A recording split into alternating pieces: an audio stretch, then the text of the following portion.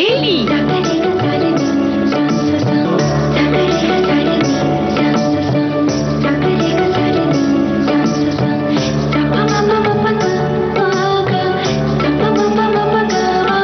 सखी सहेली।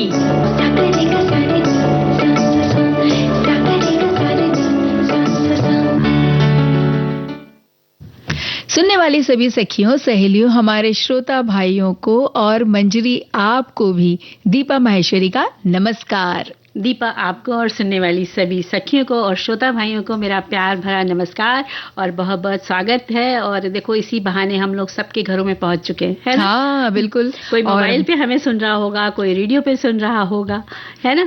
तो बस सबका स्वागत करते हैं और सबसे पहले अपने विषय ही बता दें। लेकिन हमारे जो विषय है वो तो जो विविध भारती के पेज से जुड़े हैं, फेसबुक पेज से जो जुड़े हैं उन्होंने तो पढ़ लिए होंगे और बहुत सारे संदेश इसलिए आए हैं। लेकिन जो फेसबुक पेज से नहीं जुड़े हैं उनके लिए हम जरूर एक बार फिर से बताना चाहेंगे। आज के हमारे विषय हैं फ्रॉड कॉल से बचें। तो इसके लिए हमें क्या क्या ध्यान रखना है, क्या करना है, इस बारे में बातें होंगी। बहुत सारे संदेश इसको भी लेकर आए हैं। साथ में आज हम भारतीय विरासत स्थल जहां पर हम घूमेंगे वो है सतपुड़ा टाइगर रिजर्व, जो कि मध्य प्रदेश होशंगाबाद में है। और इसके साथ बातें करेंगे, बातें हल्की फुल्की में मेरे गांव की माटी। यानी गांव से जुड़ी हुई अपनी यादें ताजा करें, किस्से सुनाएं और बहुत सारे संदेशों में लिखकर भेजें। कुछ तो भेज दिए हैं। और इसके साथ बच्चों के नखरे दीपक खाने के वक्त होते हैं, उनको संभालना, उनको बच्चों को मैनेज करना और उनकी पसंद का खिलाना, ये सारी बहुत सारी बातें होती। तो सब अपनी अपनी यादें ताजा कीजिए। हमारे पेज नखरे तो बड़ों के भी होते हैं लेकिन आज हम बात कर रहे हैं बच्चों के नखरे के, है ना? तो वो बात करेंगे, लेकिन उससे पहले हम सुन लेते हैं एक गीत। चलो।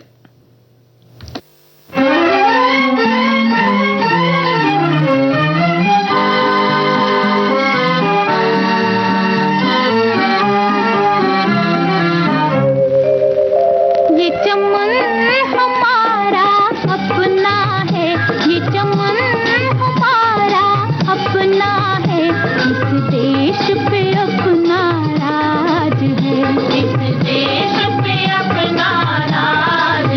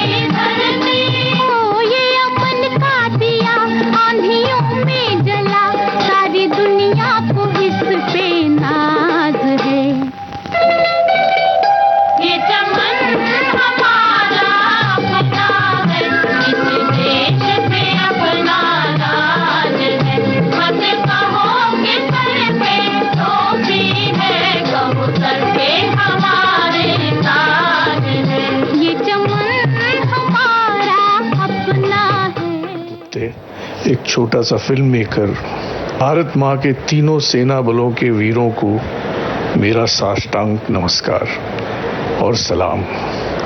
आप हैं इसीलिए हम सुरक्षा महसूस करते हैं अपने घरों में, क्योंकि आप वहाँ खड़े हैं और ये कहते हैं कि अपनी जान का बलिदान देंगे।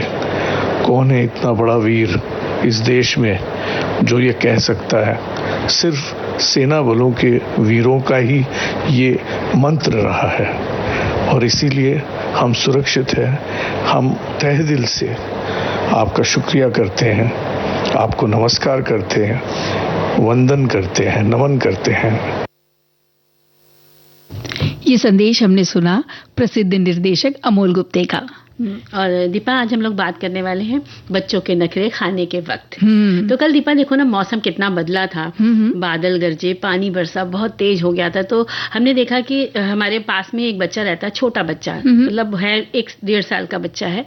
तो वो अक्सर बाहर चबूतरे में बैठ के खाना खाता था, लेकिन अब बारिश हो रही तो उसकी माँ ने उसे अंदर कर लिया। अब वो जिद कर रहा है कि मैं मतलब बाहर खाऊंगा। तो ये बच्चों के मतलब वो मान ही नहीं रहता खाने के लिए कि नहीं, मुझे नहीं खाना है, इशारा कर रहा, नहीं खाऊंगा। कटोरा उसका दलिया जो दूध वाला होता है ना, गेहूं से बनता है, वो उसको खिलाने की पूरी कोशिश करे, लेकिन वो सीधा बाहर भाग रहा है। तो देखो, मौसम की बात ले लो या कोई भी सिचुएशन ले लो, बच्चों के नखरे तो घर घर की बात है। और संदेश जिस तरह से आए हैं वो ऐसा लग रहा है बहुत सारे घर की बात है। अरे ये तो घर की बात होती है, क्योंकि बच्चे तो देखो सब घर की रौनक होते हैं। और तो देखो दीपा, जहाँ संयुक्त परिवार होता है ना, तो वहाँ तो उसका हमेशा यही फायदा रहता है कि वहाँ पर बच्चे कब बड़े हो, छोटे से बड़े हो जाते हैं, क्योंकि उनको संभालने वाले वहाँ पर बहुत सारे है ना। और सब अपनी अपनी पसंद का बच्चे को खिलाते रहते हैं। कोई कुछ खा रहा है वो भी उसके मुंह में दे दिया। तो इस तरह से वहां पर बच्चों की फिर भी खाने की आदत पड़ जाती है। लेकिन जब एकल परिवार होता है तो वहां पर ये समस्या आ जाती है कि बच्चे की मनपसंद की चीजें उनको बनानी पड़ जाती है। अब देखो, बच्चे को नित नई हमेशा रोज उन्हें नई नई चीजें चाहिए। और अकेले बच्चों को बड़ा करने में या ये कहीं के पालने में वो जिद्दी होते जा रहे हैं। ये हम देख रहे हैं घर घर में। ऐसे में परेशान होकर पेरेंट्स उनकी जिद पूरी करने लगते हैं और उनके नखरे खाने तक पहुंची जाते हैं। और यही संदेश देखिए, पहला संदेश हम उठा रहे हैं कि बच्चे के नखरे खाने के वक्त ही बहुत ही गहरी समस्या लगती है। हर बच्चा होगा ही जो खाने के समय नखरा करता होगा, शायद ही कोई बच्चा होगा। तो ये एक तरीका बता रही हैं। आप बच्चों को कहानी सुना कर खिला सकते हैं, या ऐसी कहानी बनाना कि जिसमें सब्जी अपना फायदा खुद बता रही है। अरे वाह, क्या बात है। और मान लो आप किसी बच्चे को कोई सब्जी खिला रहे हैं, मालूम आपको उसे पता चल जाए कि कद्दू खिलाने से आप ऐसी कहानी बनाएं कि कद्दू करेले को अपना फायदा खुद बता रही है कि मैं कितने फायदेमंद हूं। इस तरह की कहानी से बच्चों को कुछ सीखने को मिलेगा और आसानी से वो खा भी लेंगे। और कभी कभार आप उनकी पसंद की भी कोई चीज बना दिया करिए। और बहुत ज्यादा अगर नखरे करें तो कुछ लोग होते हैं जिनके द्वारा बच्चे बहुत आसानी से खा लेते हैं। तो अगर वैसा कुछ है तो बच्चों को खाना उन्हीं के हाथों से खिलाएं। लेकिन क्या होता है, कई जगह पे हमने देखा है कि विश्वास नहीं हो पाता कि हम उनको बोलेंगे कि बच्चा खा ले, आप खिला दीजिए, लेकिन हम 10 बार पूछते हैं, अच्छा उसने पूरा पेट भर के खाया। हाँ। तो विश्वास करना जरूरी है, क्योंकि अगर कभी कभी होता है ऐसा कि बच्चे किसी और के साथ बड़े मजे से खा लेते हैं, लेकिन वहां पर फिर जरूरी है कि माता पिता पूरा भरोसा करें कि जिस सामने वाले ने खिलाया है वो पूरे अच्छे से ही खिलाया होगा। जो हम जब अब हमारे घर में जब बच्चा था, भतीजा छोटा सा था, तो उसको हम खिलाने के लिए तरीके सूझ लेते थे। एक बार जैसे बाजार का दही बड़ा आ गया, उसको बड़ा पसंद आया। अब गिनती के दही बड़े आए, एकदम क्रिकेट की बॉल के साइज के मिलते थे, तो वो खत्म हो गया। अब वो जिद करने लगा मुझे खाना है। तो मैंने क्या करे, तो मैंने बिस्किट लिया, 2 बिस्किट बेकरी वाले, उसको एक के ऊपर एक रखे, उसके ऊपर दही चटनी सारा मसाला डाल के उसको दिया। और वो बड़े चाव से खा रहा, कहता ये तो पहले वाले दही बड़े से बहुत अच्छा है।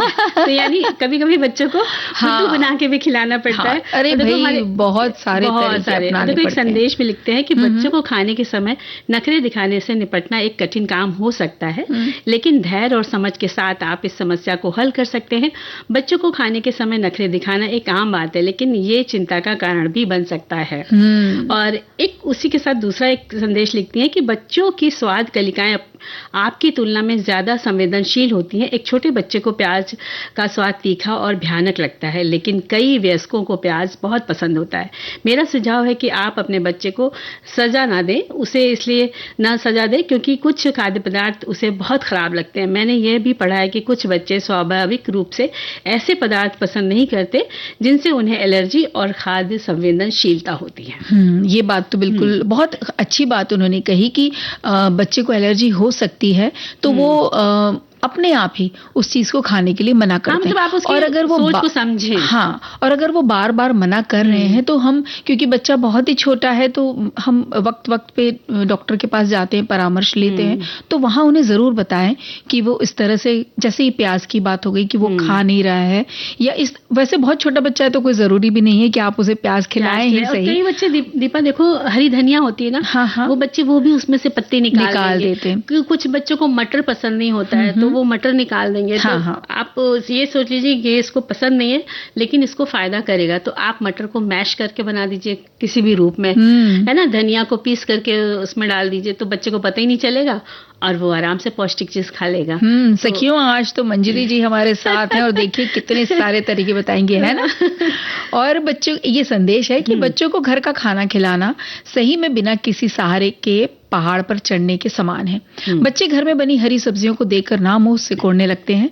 हरी पत्तेदार सब्जियों को आटे में गूंद कर बनाने पर रोटियां या पराठे दही के साथ बच्चे खुशी खुशी खा लेते हैं। और उनको ऐसा भी बोलते हैं ना, देखिए आज हमने आपके लिए ग्रीन पराठा बनाया, आज देखिए हमने आपको रेड पराठा बनाया। यूं कुछ इस तरह के तरीके बनाने पड़ते हैं। और कहते हैं ना, बच्चों के साथ बच्चा बनना ही पड़ता है। वो वैसी बोलियां बोलिए, वैसे ही अंदाज में बात कीजिए, तो वो उस तरीके से खेल खेल में खा लेते हैं। जैसे कि बच्चे के लिए एक छोटा सा आलू का पराठा बनाओ और उसके ऊपर आप सॉस वगैरह लगा दो, कुछ ड्रेसिंग की डाल दो, आलू थोड़ा सा फ्राई करके डाल दो, और उसके बाद उसको पिज्जा की शेप में आप कट कर दो।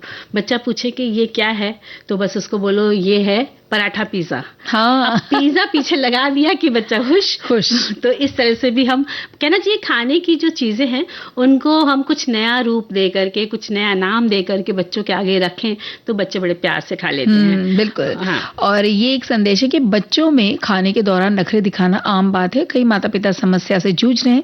सामान्य विकास का हिस्सा है ये, लेकिन इससे निपटने के लिए क्रोध या डांट का बिल्कुल हमें प्रयोग नहीं करना है। अपनी पसंद के खाद्य पदार्थ खाना ही पसंद करते हैं बच्चे, और जब थालियों में नहीं रहती तो नखरे और दिखाते हैं, रोते हैं, अपना असंतोष जाहिर करते हैं।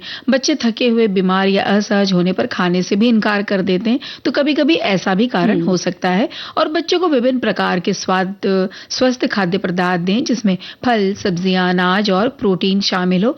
और बच्चों के जो भोजन का समय है वो बहुत ही आरामदायक बनाए। ये नहीं कि हमें भी अपना काम निपटाना होता है ना, तो हम बोलते हैं जल्दी से खा लो बेटा, मुझे शाम का खाना बनाना है, या इस तरह की बातें वो करेंगे तो वो बच्चे में भी वो आपकी वो उलझन वहां तक पहुंचेगी। और एक बातें करते करते हाँ, एक अंतराल छोटा सा। हाँ।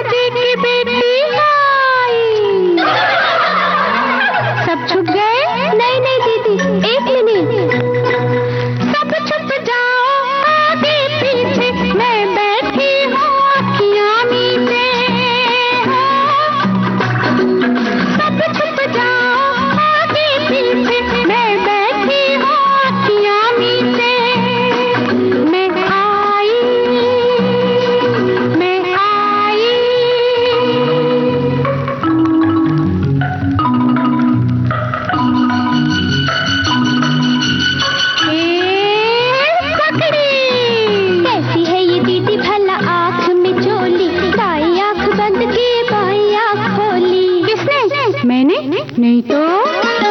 कैसी है ये दीदी भला आँख में चोली, दाई आँख बंद की बाई आँख खोली। पकड़े गए तुम, छोड़ो बहाना, अब मैं छुपूंगी मुझे ढूंढ के लाना। छुपा छुपी खेले आओ, छुपा छुपी खेले आओ, छुपा छुपी खेले आओ, छुपा छुपी खेले आओ। चलो अब मेरी बारी है, देखो बेईमानी नहीं करना। हाँ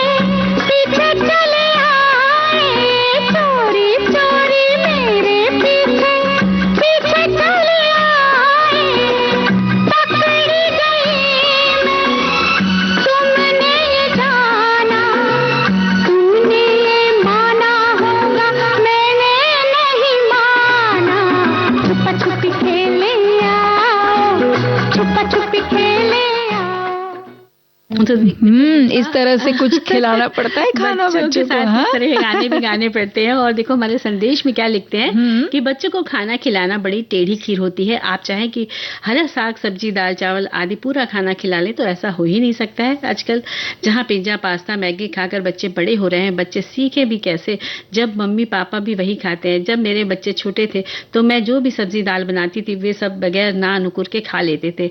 अब कुछ घर का ही बना देती थी, पर आज उन्हीं के बच्चे खाने में बहुत नखरे करते हैं। मेरी बेटी आटे में भी सभी तरह की हरी साग सब्जियां मिलाकर रोटी दही दाल के साथ देती है। आजकल की बहुत व्यस्त माता पिता बच्चों को पैक्ड भोजन जैसे चिप्स कुरकुरे मैगी पास्ता आदि देकर फुर्सत पा लेते हैं। वाकई में ऐसा करने से क्या होता है, बच्चे की सेहत पर बुरा ही असर पड़ता है। तो कोशिश करें कि ये चीजें ना ही दें तो ज्यादा बेटर है। चिप्स कुरकुरे खाने से कोई सेहत तो अच्छी होती नहीं है। सही बात है। बल्कि आप कभी कभी ड्राई फ्रूट्स का पाउडर बनाइए, उसको शुगर के साथ या गुड़ के साथ मिलाइए और पराठा बना के खिलाइए बच्चे को, तो हाँ, वो मीठा सा अच्छा लगेगा। हाँ, तो उसको कुछ नया सा नाम दे दीजिए। हाँ, तो बस बच्चे खुश हो जाएंगे। हम नाम सोचते हैं कि हम अपनी सखियों को बोल देंगे, अरे वाह। और हमारी सखियों को भी बोलते हैं कि इस तरह से ड्राई फ्रूट का पराठा अगर बनाए तो क्या नाम दीजिएगा, बताइएगा। बिल्कुल। और एक देखिए संदेश आया है, ये भाग्यशाली है शायद, ये संदेश ऐसा लिखा है कि मेरे बेटे ने कभी खाने में कोई नखरे नहीं किए। इस बात से मैं बहुत निश्चिंत रही। उसके बचपन से ही वो सभी चीजें खाता है, यहाँ तक कि सारी सब्जियां भी बड़े प्रेम से खाता है। घर में अगर कोई खाने पर आता है तो जाहिर सी बात है किसी के आने पर हम लोग और दिनों की अपेक्षा और कई तरह के खाने बनाते हैं और उसे जिस तरह से खाने बने हैं सभी चीजें चाहिए होती हैं। इस मामले में मैं बहुत चूजी हूँ, मेरे खाने में बहुत नखरा है। मेरी मम्मी हमेशा बोलती है तू अपने बेटे से सीख कि खाना कैसे खाया जाता है। और देखो एक लिखती है कि बच्चों के नखरे खाने के वक्त भाई कहते हैं कि बाल सुलभ लीलाओं में स्वयं ईश्वर समाया हुआ है। तभी तो दधी माखन के लिए व्याकुल माखन चोर अपने स्वभाव के विपरीत माखन चोरी भी करते और देवता में माटी भी खाते हैं। समय मैया यशोदा के डांटने पर अपने मुंह में ही मैया को समस्त विश्व का दर्शन भी कराते हैं। कहते हैं कि मैया मोरी मैंने माखन माटी खायो। लेकिन हम लोग उनके देवता से अभिभूत होते हुए भी अपने जैविक कर्म बंधनों में बंधे हुए जीव हैं और उनके द्वारा ही अपने बाल सुलभ नखरे भोजन में ही नहीं अपितु हर पल प्रतिपल क्रिया करते हैं, जैसे उनकी माताएं भली भांति समझती हैं यदि वे स्वयं ही उनके पालक पोषक हों। बहुत अच्छी सी जानकारी, बहुत अच्छी जानकारी। और इन दिनों कई घरों में बेटियां अपने मायके आई हुई हैं। तो एक संदेश ये आया है कि खाना खाने में नखरे का आनंद तो हम अभी ले रहे हैं। हाँ। बेटियां घर आई हैं, 4 छोटे राजकुमार हैं और हम आनंद से भर रहे हैं। तो भाई उन्हें पता है कि कुछ ही दिनों के लिए हमारे बच्चे आए हैं घर में, तो उनका वो खूब आनंद ले रहे हैं, तो बिल्कुल आप आनंद लीजिए और संदेशों का और अपने कार्यक्रम का भी यहाँ पे आनंद लेते चलिए। बिल्कुल। अरे देखो, एक लिखते हैं कि उन्होंने बहुत सारी बातें लिखी, लेकिन मुख्य बातें कि आप रूटीन बनाएं, विविधता लाएं भोजन में, बच्चों को भी भोजन तैयार करने में शामिल करें और धैर्य रख के बच्चों के साथ आप समय पर उनके खाने के लिए उनको राजी करें, स्वस्थ विकल्प प्रस्तुत करें, उनके आगे नाश्ता पौष्टिक हो ऐसा करें और भोजन का जो माहौल है वो बहुत अच्छा बना कर रखें। साथ में भोजन करने के लिए बात भी करें, उनको मनाएं और साथ में मोबाइल फोन और टीवी वगैरह से दूर रखें। हाँ, ये बहुत जरूरी है। बच्चों को प्रोत्साहन दें, खाने के लिए उनकी प्रशंसा भी करें। जब वो अच्छा खा ले तो बोले देखो तुम्हारी ताकत हो जाएगी, तुम जल्दी बढ़ जाओगे, तुम्हारी हेल्थ ऐसी हो जाएगी। तो बस बच्चे सोचते अच्छा मैं जल्दी बड़ा हो जाऊंगा, तो इस चक्कर में वो खा भी लेते हैं। तो ऐसे कई सारे हमें कैसे उपाय लगाने पड़ते हैं और दिमाग को, बच्चों को नहीं हमें भी बड़ा जोर देना पड़ता है। अपना भी दिमाग दही हो जाता है बच्चों को समझाने, ये बात तो है भाई। देखिए, दिमाग को हम इतना दही नहीं करते हैं। चलिए सुनते हैं एक मधुर सा गीत जी।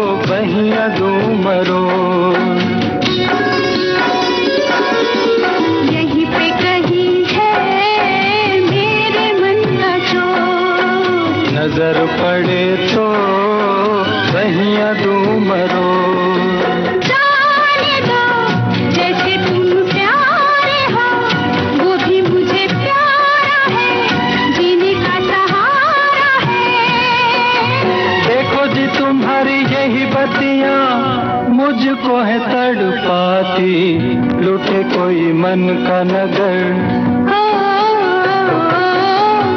लूटे कोई मन का नगर बन के मेरा साथी।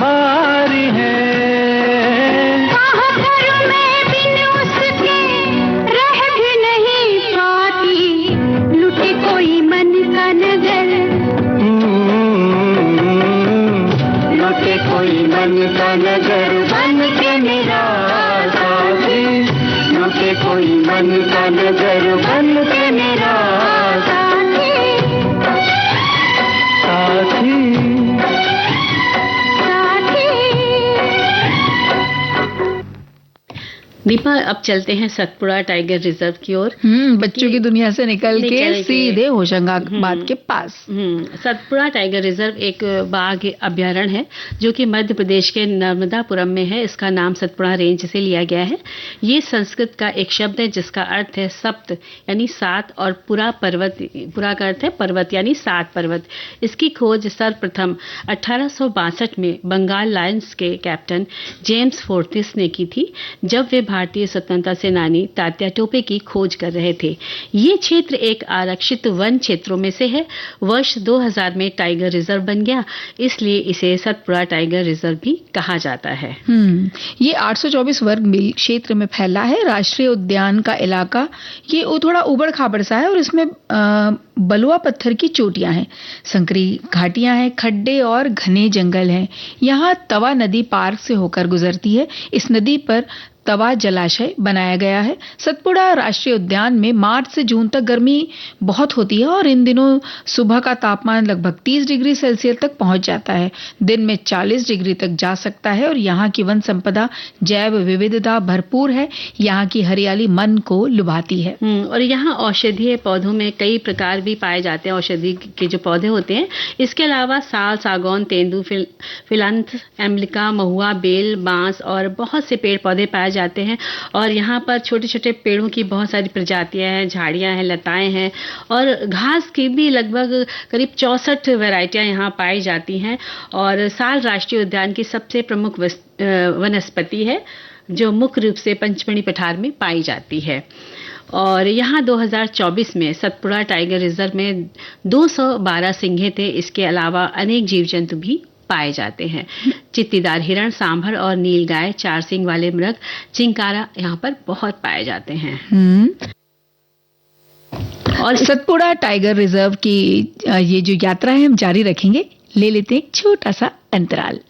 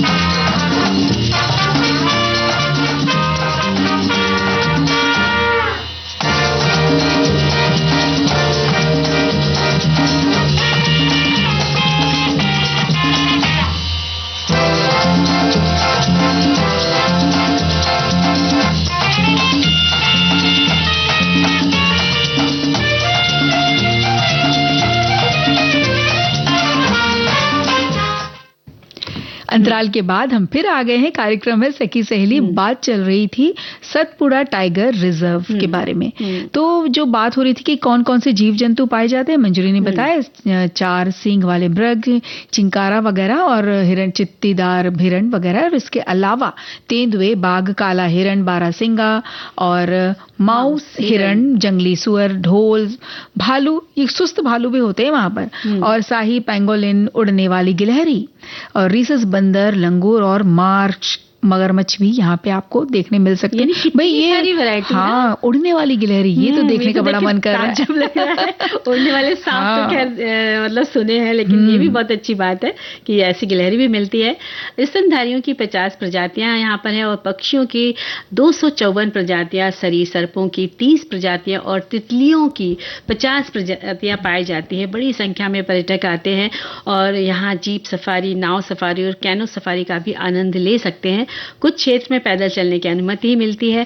घूमने के लिए अक्टूबर से अप्रैल का समय अच्छा रहता है। और वैसे भी दीपा, जब कभी इन जगहों पर जाएं तो वहां पर जो भी नियम कानून लगाए जाते हैं उनका आप पूरा नियम से पालन करें। जैसे वो लोग कह रहे हैं उसी तरह से घूमें। आप अपनी मर्जी से इधर उधर घूमने ना चले जाएं, क्योंकि आपकी जिंदगी सुरक्षित रहने का उनकी पूरी जिम्मेदारी रहती है। तो उनके नियम से ही चले और आप किसी भी जीव जंतु या जो भी आपको दिख रहे हैं तो उनको आप परेशान ना करें।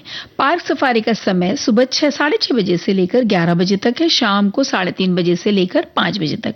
और अगर आप एक रिकॉर्ड की बात करें तो सतपुड़ा राष्ट्रीय उद्यान ने वर्ष 2010 में सबसे अधिक पर्यटन अनुकूल यानी वन्य गंतव्य के लिए टॉफेट वन्य जीवन पर्यटन पुरस्कार जीता था।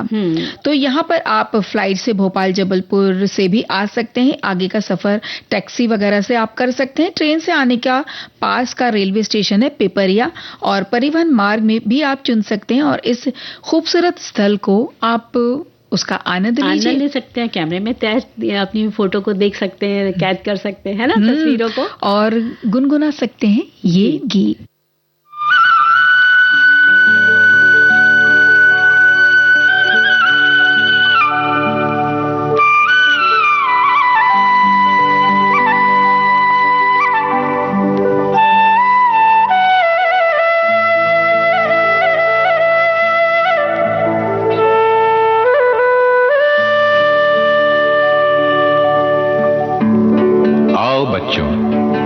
आज तुम्हें एक कहानी सुनाता हूं मैं। शेर की कहानी सुनोगे?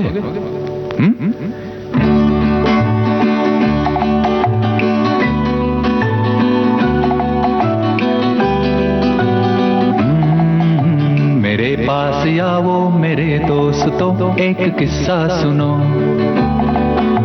मेरे पास आओ मेरे दोस्तों, एक किस्सा सुनो। कई साल पहले की ये बात है।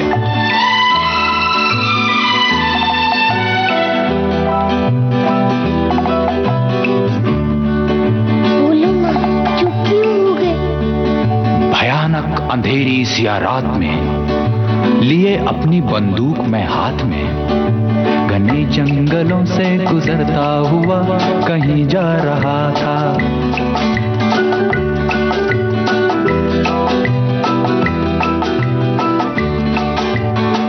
जंगलों से गुजरता हुआ कहीं जा रहा था। जा रहा था? नहीं, आ रहा था। नहीं, जा रहा था। उफ, आगे भी तो बोलो ना। बताता हूँ।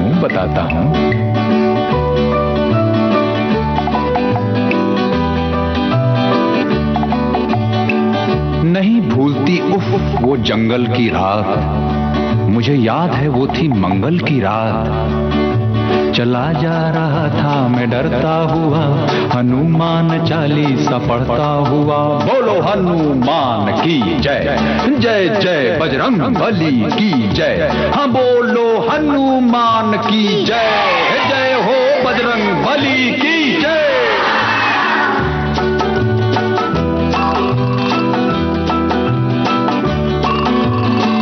घड़ी थी अंधेरा मगर सख्त था, कोई 10-10:15 का बस वक्त था।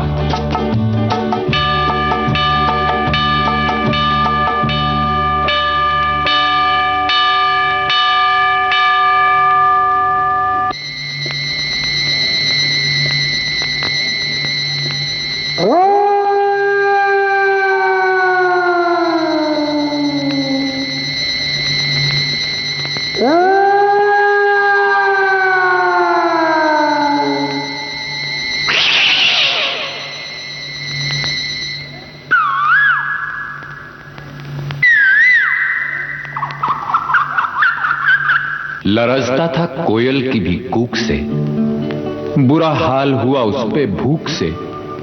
लगा तोड़ने एक बेरी से बेर, मेरे सामने आ गया एक शेर। कोई खिड़की बन के नजर फिर गई तो बंदूक भी हाथ से गिर गई।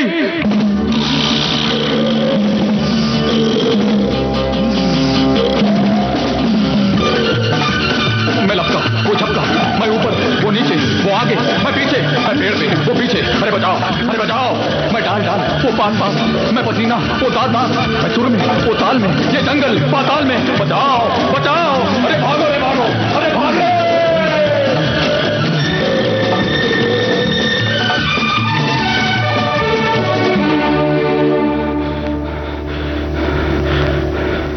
फिर क्या हुआ? खुदा की कसम मजा आ गया, मुझे मार कर बेशरम खा गया। भाई इसलिए ध्यान रखना है कि कहीं भी आप इस तरह की जगह पे घूमे जहाँ पे कि ये जंगल हो या अभयारण्य हो, पशु पक्षी हो, तो अपना बेहद ध्यान रखें और आपके जो साथ में है उनका भी खूब अच्छे से ध्यान रखें। बिल्कुल ध्यान रखें।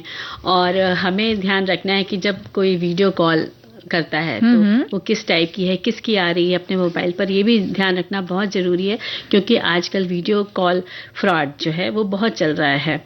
और आजकल वीडियो कॉल जो भी करता है आपसे बातें करके वो आपसे जानकारी प्राप्त करने की कोशिश करता है। जैसे धोखाधड़ी के मामले जो है वो देखने में आ रहे हैं और आपको कई तरह के ऑफर भी वो देते, जैसे आपके कार्ड की लिमिट बढ़ानी है तो आपके बैंक के डिटेल आप उनसे मांगेंगे, कई बार फ़ोन करेंगे और बार बार ऐसी बातें करते हैं कि हम फला बैंक से बोल रहे हैं, मैं वहाँ काम करता हूँ, और बहुत सूटेड बुटेड एकदम आपको वीडियो कॉल पे दिखाई देंगे। और अगर आप उनकी बातों के झांसे में आ गए, आपने सारी जानकारी उन्हें बता दी, और तो फिर आपकी अकाउंट से वो धनराशि निकालना शुरू कर देते हैं। फिर बाद में जब आपको मैसेज आती है, आपको पता चलता है, तब आपको लगता है कि अरे ये क्या हो गया, आपके तो होश ही उड़ जाते हैं कि हमने ये क्या कर दिया, किसको अपनी जानकारी दे दी। तो इन चीज़ों का जब भी कॉल ऐसी आए तो आप ध्यान जरूर रखें। बिल्कुल। और अगर आपको लगता है कि ये फलानी दीदी, मौसी या दोस्त का फोन हो सकता है, तो जिसका नाम उस पर पहले याद आए उन्हें मैसेज खुद कर दें आप, और उनके नंबर पर कॉल करें कि क्या आपने कॉल किया है या वीडियो कॉल किया है, या कोई आपके पति का नाम ले सकता है, ये खास तौर पे हम अपनी सखियों को कह रहे हैं, और सारी गोपनीय दस्तावेज की जानकारी भी जानना चाह सकता है, तो भी आप अपने पति को फोन करें, उन्हें कॉल करें और पहले सब कुछ उन्हें बता दें। बिल्कुल। और अगर धोखाधड़ी के शिकार होते भी हैं तो बैंक फोन करके अपना खाता बंद करवाएं और कोई भी ट्रांजैक्शन ना करें। पुलिस को भी सूचना आप दें और तुरंत कार्रवाई करें, जिससे उस नंबर को उस नंबर को ट्रेस किया जा सके। आप cyber crime help line number को भी डायल करके भी आप उस घटना की पूरी जानकारी उन्हें आप दे सकते हैं। बिल्कुल। और आप अपने मोबाइल फोन पर DND यानी डू नॉट डिस्टर्ब को भी आप सक्रिय करके रखें, और ऐसी स्थिति कॉल जब भी आती है तो कॉल को पूरी तरह से ब्लॉक कर सकते हैं। वैसे तो जैसे ही लगे कि ये नंबर रॉन्ग है, उसे ब्लॉक तुरंत करते जाएं। कॉल आएगी तो भी आप उसको पता नहीं चलेगा, और आप उसको उठाइए मत, ब्लॉक करके ही रखिए। और वीडियो कॉल तो कभी भी अननोन वीडियो कॉल तो बिल्कुल मत उठाइए। बिल्कुल। और जब भी आपको फर्जी कॉल आए तो रिपोर्ट करें। नंबर मैसेज का जो भी है उसको स्क्रीनशॉट लेकर रखें, जिसमें भेजने वाले या कॉल करने वाले का नंबर दिखाई दे। फिर दूर संचार विभाग को आप अवश्य सूचित करें। अपने नंबर पर आने वाले नंबर्स को ब्लॉक कर दें। और देखो, हमारे संदेश में भी हमारे एक साथी लिखते हैं कि फ्रॉड कॉल जांचने का एक तरीका है कि क्या कोई नंबर संभावित रूप से घोटाला है। रिवर्स फोन नंबर लुकअप सेवा का उपयोग करना है। ये वेबसाइट और ऐप आपको एक नंबर दर्ज करने और उससे जुड़ी सार्वजनिक जानकारी देने की अनुमति देते हैं, जैसे कि पंजीकृत नाम, स्थान। अगर कोई आपको बार बार कॉल करके परेशान कर रहा है तो आप पहले कॉल को काट दें और नंबर को ब्लॉक करें। फिर आप पुलिस स्टेशन में शिकायत दर्ज कर सकते हैं या साइबर क्राइम पोर्टल पर रिपोर्ट कर सकते हैं। आप अपने मोबाइल ऐप के माध्यम से भी DND सेवा को सक्रिय कर सकते हैं, जैसा अभी हमने बताया है, जो आपको स्पैम कॉल से बचाएगा। हाँ, और एक संदेश और आया है मंजरी कि फ्रॉड वीडियो कॉल के रोज ही नए केस आ रहे हैं। ऐसे वीडियो कॉल के शिकार ज्यादातर किशोर हो रहे हैं, जिनसे वीडियो कॉल पर बहला फुसलाकर बहुत से संगीन अपराध भी करवाया जा रहा है। सिर्फ बच्चे ही नहीं, बड़े भी ऐसे वीडियो कॉल के झांसे में आकर खुद को बड़े जाल में फंसा लेते हैं। इसलिए किसी भी अनजान वीडियो कॉल के बारे में सचेत रहें और नए बने दोस्तों को भी बिना जाने परखे वीडियो कॉल पर ना ही लें तो बेहतर है। किसी बात से भी प्रभावित होकर कुछ करें जो बाद में आप के गले का फांसा बन जाए, ऐसा काम आप ना करें। बिल्कुल। और हमारे एक संदेश में और लिखते हैं कि कभी भी उन कॉल करने वालों को व्यक्तिगत या वित्तीय जानकारी ना दें जिन पर आप भरोसा नहीं कर सकते। अगर आप किसी धोखाधड़ी का संदेह है तो फोन काट दें। कोई भी जानकारी देने से पहले आप उनकी पहचान सत्यापित करें, उनका नाम और एक्सटेंशन पूछें, फोन काट दें और उनके आधिकारिक नंबर का उपयोग करके कंपनी एजेंसी को वापस कॉल करें। और अपने स्मार्टफोन पर अज्ञात कॉल करने वालों को चुप करा दे ताकि वे सीधे वॉइस मेल पर चले जाएं। इस विकल्प के लिए अपनी सेटिंग में आप जाकर उसे देख सकते हैं। और अगर आपको पता चलता है कि धोखाधड़ी वाले नंबरों की पहचान करने के लिए अपने करियर के स्पैम ब्लॉकर ऐप का प्रयोग कर सकते हैं आप, और एक रिंग कॉल पर वापस कॉल ना करें। वे आपको कॉल करने के लिए मजबूर कर सकते हैं। ये एक आम धोखाधड़ी करने वाली रणनीति है। उन्हें डिवाइस एक्सेस ना दें, न या अनचाहे कॉल करने वालों को किसी भी बात पर आप सहमत तुरंत ना हो। तो इस तरह का ध्यान रखेंगे तो बच सकते हैं। बिल्कुल। और अभी हम क्या कर सकते हैं? गीत सुन सकते हैं। पलकों के पीछे से क्या तुमने कह डाला, फिर से तो फरमाना। नैनों ने सपनों की महफिल सजाई है, तुम भी जरूर आना। पलकों के पीछे से क्या तुमने कह डाला, फिर से तो फरमाना।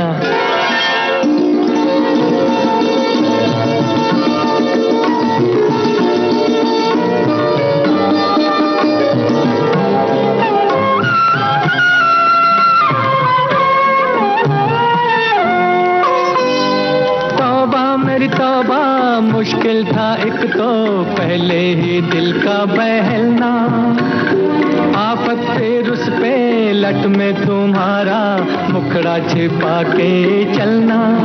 हाय तौबा मेरी तौबा, मुश्किल था एक तो पहले ही दिल का बहलना, आफत फिर उस पे लट में तुम्हारा मुखड़ा छिपा के चलना।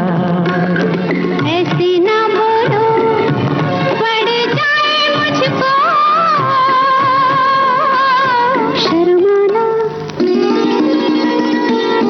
पलकों के पीछे से क्या तुमने कह डाला, फिर से तो फरमाना। नैनों ने सपनों की महफिल सजाई है, तुम भी जरूर आना। पलकों के पीछे से क्या तुमने कह डाला, फिर से तो फरमाना।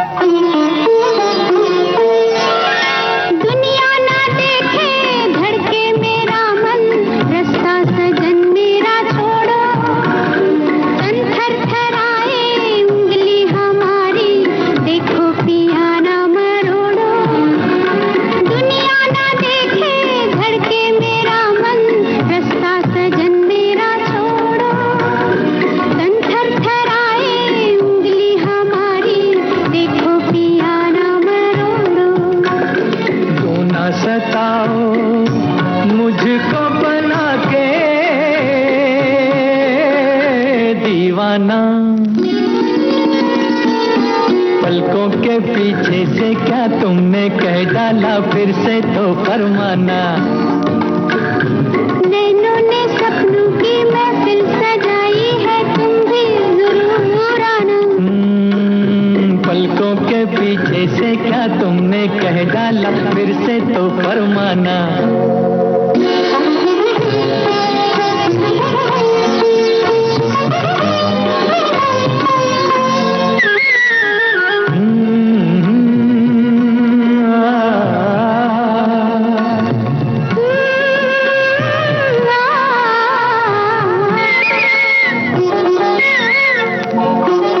बच के हमसे ओ मत वाली, है ये कहाँ का इरादा, नाजुक लबों से फिर करती जाओ मिलने का कोई वादा।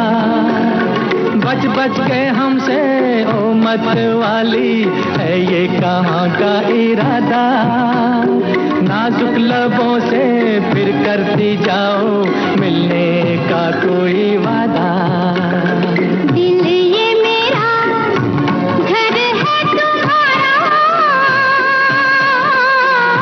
आ जाना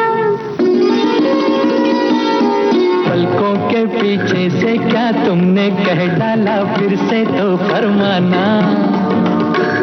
नैनों ने सपनों की महफिल सजाई है, तुम भी जरूर आना। पलकों के पीछे से क्या तुमने कह डाला, फिर से तो फरमाना।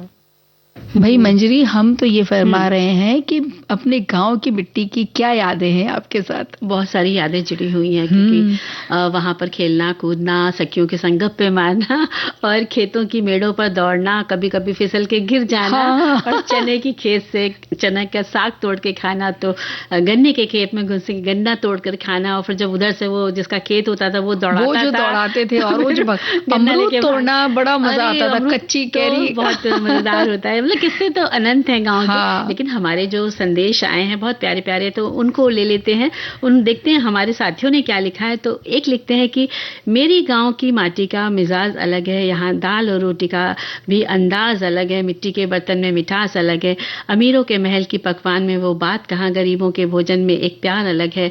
होंगे तेरे शहर में इमारत बड़े बड़े, होंगे तेरे शहर में इमारत बड़े बड़े, इस झोपड़ी में अपनी पहचान अलग है। बेशक तू चांद पे जा, तारों पे घर बना, एक रहनुमा सा अपना घर अलग है। अंगों को दिखाकर जिसे कहता है तू फैशन, मेरे गांव का वो सभ्यता श्रृंगार अलग है। माता को कहे मोम, पिता को कहे डैड, तेरे शहर का ये कैसा रिवाज अलग है। बहुत प्यारी सी बात लिखकर इन्होंने भेजी है। और क्या बात है। इन्होंने तो ये संदेश ने तो जैसे कि मन में एकदम जो यादें हैं पुरानी सब उठा करके एक मिनट में सारी बाहर सामने ले आया है, सीख भी दी है कि हमें कैसे कैसे रहना चाहिए। बिल्कुल। और ये अगला संदेश कहता है कि अपनी जगह, जन्मभूमि, संस्कृति, गांव या शहर के प्रति जब गहरा लगाव या प्रेम होता है तब ये बात कही जाती है, लेकिन ऐसा कहने में जो स्वाभिमान है वो अहंकार और ईर्ष्या में परिवर्तित ना हो। खैर, आज वर्षा ऋतु का आरंभ हो गया है, तो मैं बात हल्की फुल्की ही लिख देती हूँ। मेरी गांव की माटी बारिश में महके हल्के हल्के गेहूं, ज्वार का सोना, मोती माटी से ही चमके, प्यार जताए सभी को, हर पंछी चिड़िया चहके, पास उसके आते ही तन मन खुशी से बहके। तो ये हमारी एक श्रोता ने लिख भेजा है, बड़ा प्यारा सा। बारिश की जो माटी होती है ना, वो जब सोंधी सोंधी से महक उठती है तो बहुत अच्छा लगता है। हाँ, बिल्कुल, है ना। तो उसकी तो बात ही अलग है। तो इसके साथ साथ देखो, हमारे एक श्रोता भाई लिखते हैं कि किसी ने सच कहा है कि भारत तो गाँव में ही बसता है, मगर आज के आधुनिक जीवन शैली और शहरों में रहने की प्रतिस्पर्धा ने बहुत से परिवारों को अपने गाँव की मिट्टी, खेत खलिहान और कच्चे मकानों से दूर कर दिया है। जबकि सच्चाई यही है कि हमारी जड़ें तो गांव की माटी से जुड़ी हुई। वो पहली बारिश की सौंधी खुशबू, जेठ मास की तपती दोपहरी में किसी अमरैया की छांव में खाट पर लेटना, मिट्टी के घड़े का पानी पीना, पके आम के टपकने का इंतजार, दादी नानी के सुखाए हुए बेर और किसी कुल्फी वाले से थोड़े से अनाज के बदले बर्फ वाली कुल्फी का लुत्फ पीछे छूट गया। ऐसी जीवन शैली को आज के बच्चे और युवा देहातीपन का नाम देते हैं, जबकि इस जीवन शैली में ही स्वास्थ्य और सुकून है, क्योंकि गांव में रहना यानी प्रकृति की गोद में रहना है। बहुत सुंदर सी बात है। इतनी सपनीले सुंदर जब दुनिया में ले चली हो, तो यहाँ पर एक गीत सुन ली।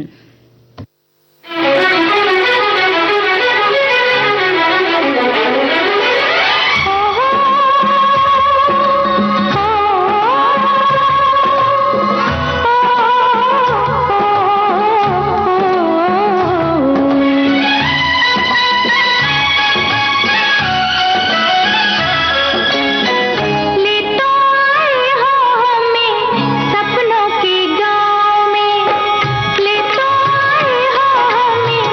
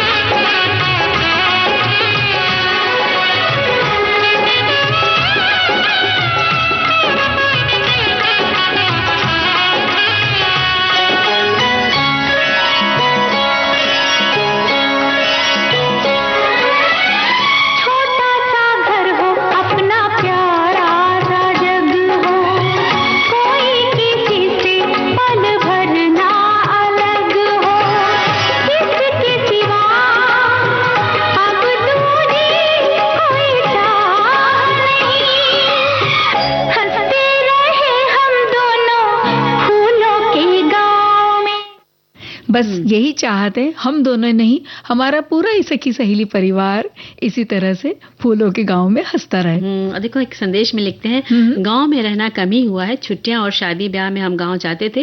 गर्मियों के दिन में जब हम गांव जाते थे तो हमारे लिए सबसे बड़ा आकर्षण रहता था बघार में जाना और बाग में जाना और आम तोड़ना और पेड़ से गिरे हुए आमों को चुनना, कुएं के ठंडे पानी में भीगना और फिर बैठकर आम खाना। शाम से ही छत पर चटाइयां बिछ जाती थी और अपने अजिया के साथ हम रोटी आम खाकर कहानी सुनते थे और ज्यादातर कहानी अधूरी ही रह जाती थी क्योंकि हमें नींद आ जाती थी।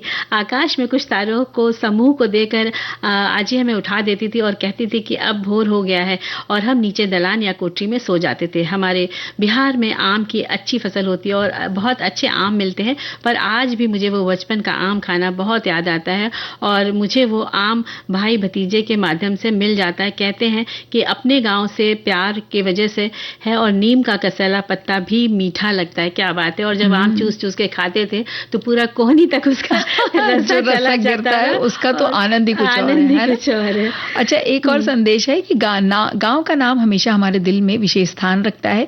यह न केवल हमारे बचपन की यादों का हिस्सा है बल्कि यहाँ की हर गली, खेत और पेड़ में एक अनमोल धड़कन समाई हुई है।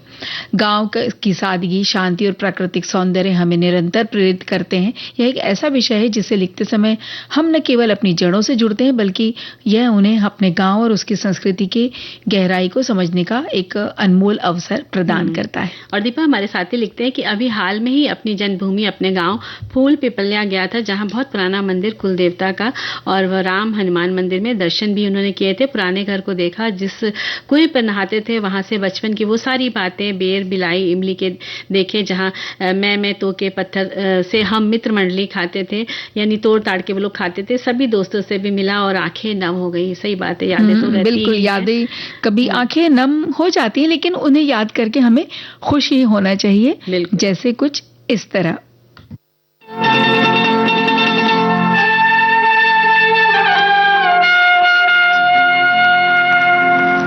जे हम तुम चोरी से बंधे एक डोरी से, जइयो कहाँ ए हजूर।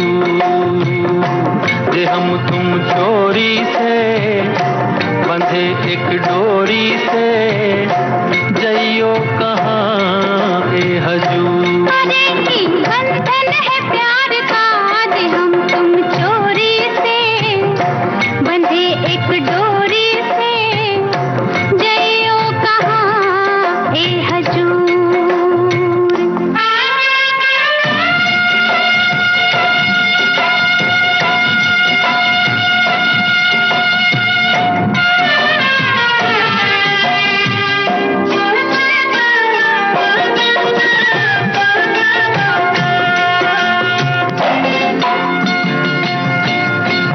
गजरा वाली फिर तू ऐसे काहे निहारे, गजरा वाली फिर तू ऐसे काहे निहारे।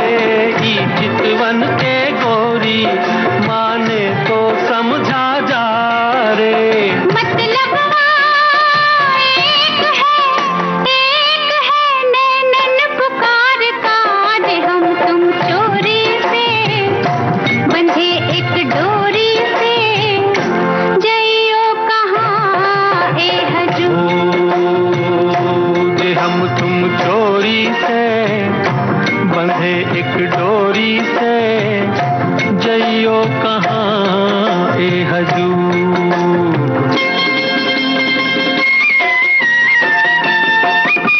नमस्कार, मैं गीतकार समीर